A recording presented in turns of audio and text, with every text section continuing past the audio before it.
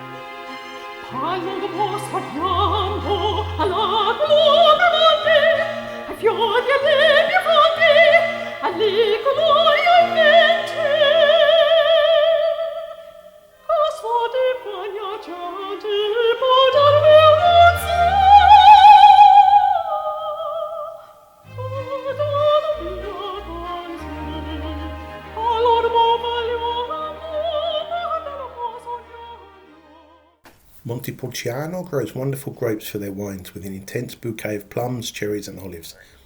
The oldest reference to the wine of Montepulciano dates back to 789. The cleric Repond offered the church of San Silvestro a piece of cultivated land with vineyards in the estate of the castle of Polliciano. Later in the mid-1500s, cellarman to Pope Paolo III Farnese defined Montepulciano wines as perfect in winter as in summer, never sour or lacking in colour, truly a wine fit for a lord. In the 1600s, poet Francesco Redi also explained how good the wine is. In 1966, Vino Nobile di Montepulciano became one of the best wines in Italy and was awarded DOC status. And later, in 1980, this magnificent wine was the first in Italy to get DOCG status. As a result, some of the established vineyards introduced modern developments to take care of their vines and cellars. DOCG is the highest classification Italian wines can be awarded.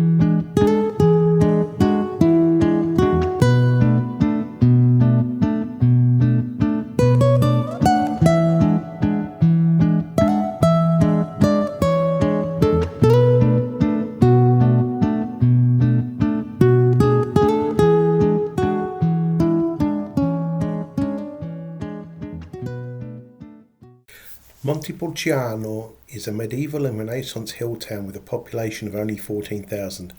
It sits high on a 605 metre, 1,985 foot limestone ridge.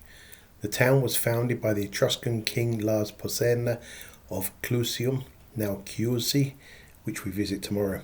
Archaeological findings show that a settlement existed up to 400 years before Christ. In Roman times it was a garrison town. In the 500s it became a religious centre under the Lombard family. By the 1100s it was repeatedly attacked by the Republic of Siena. From 1390 it was a loyal ally of Florence and had a period of splendour with beautiful architecture being built. However, in 1559, when Siena conquered Florence, Montepulciano began to decline. After Italian unification and the drying of Chiana Valley, the town remained an important agricultural centre. However, industry moved to Chiusi because that town is nearer the railway line. A competitive barrel race through the city called Bravio delle Botti has been held on the last Sunday of August since the 1300s.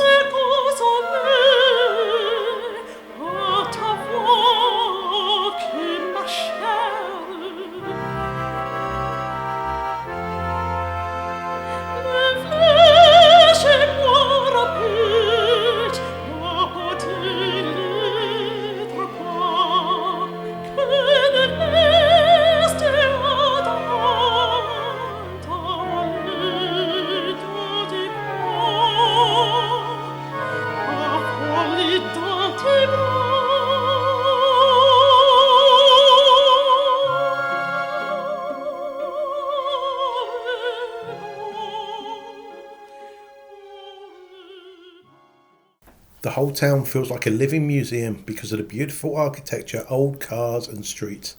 I was surprised that the Torture Museum didn't have someone cycling up the hill to get to the town.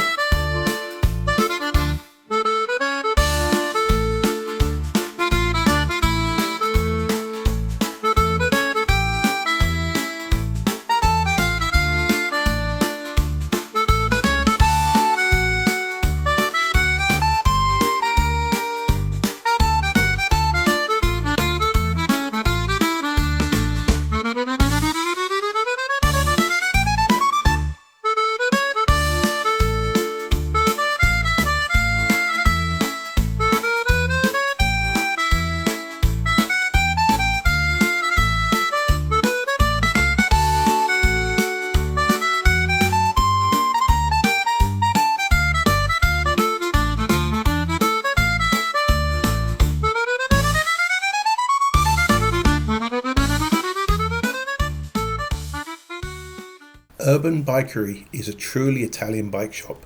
It is highly fashionable and aimed at those who want to be seen and admired when riding. Not sure what they would have made my bike with its bike packing bags. The bikes all seem to be electric, which makes sense considering the hills, and more importantly, you don't want to be hot and sweaty when looking super cool.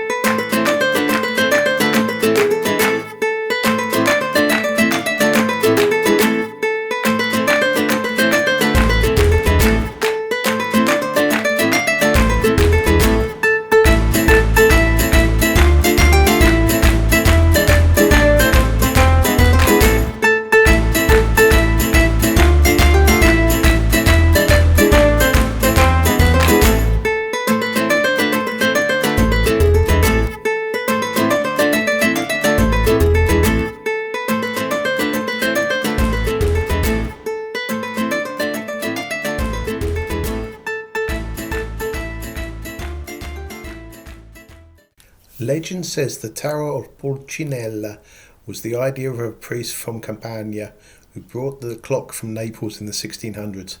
However, others believe it is a Renaissance mask from Siena.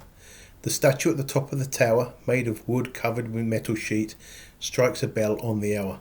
For centuries it had to be wound by hand.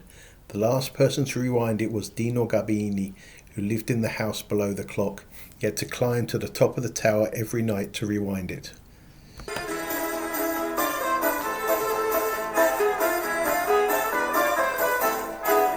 Una mattina mi sono alzato, oh vela ciao, vela ciao, vela ciao, ciao, ciao. Una mattina mi sono alzato e ho trovato l'invasor, un partigiano, portami via, oh vela ciao, vela ciao, vela ciao, ciao, ciao. There has been a church on this site since 1285. Until 1429, the Aragazzi family paid Michele di Bartolomeo to work on the church. He created the staircase and lower part of the facade. However, the money ran out. It wasn't till 1791 that the upper part was completed. On each side of the inside of the church there are three major paintings with altars beneath them. It also contains the remains of Blessed Bartolomeo Pucci Francesco. There were also a crypt with a nativity scene, but it was too dark to video. Portami via, che mi sento di morire.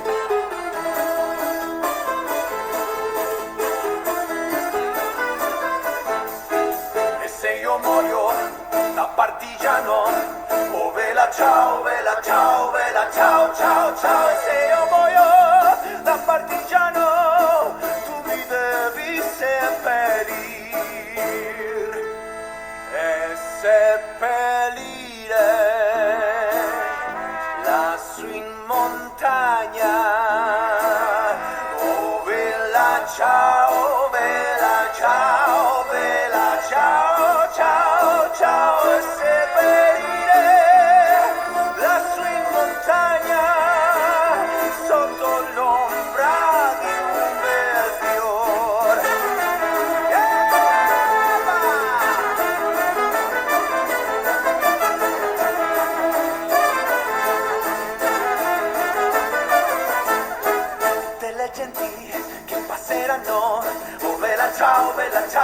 ciao ciao ciao e le genti che passeranno mi diranno che bel fiore. One of the best bits about visiting Italy is the amazing food. I particularly enjoy cooked meats and cheese washed down with red wine. This dish even came with pâtés and melon.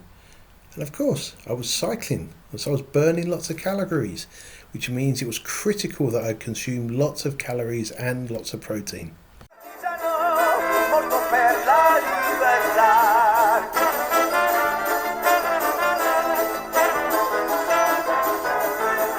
E questo fiore del partigiano, morto per la libertà. Grazie per aver guardato la seconda parte del viaggio in bikepacking di Repond Rides in Toscana.